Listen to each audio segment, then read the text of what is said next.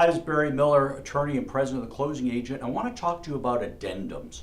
We all use the FAR bar contract in the addendums, which is great, and a lot of them will fit the bill for what happens, but there are some deficiencies. And what we do is we listen to our agents and also to other real estate professionals and see that if there's a certain trending issue, we'll draft an addendum, put it up on our website, theclosingagent.com, at our Realtor Resource Center, and we just let people use them.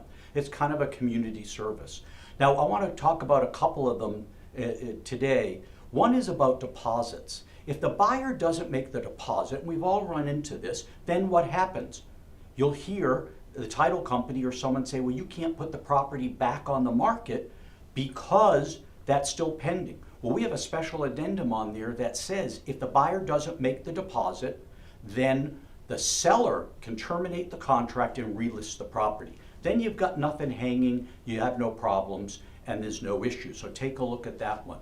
Now, we all know about the buyer contingency addendum that's in the FAR bar, but recently I had a lot of agents that say, I want a seller's contingency.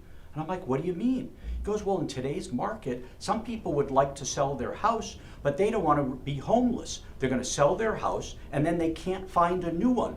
What are they going to do?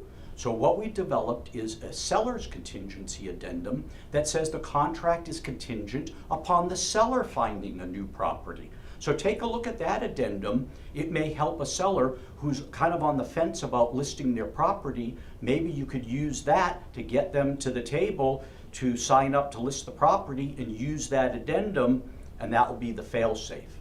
Another addendum that we've developed is for solar panels.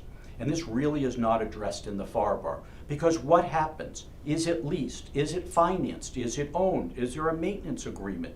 Is there an excess energy contract?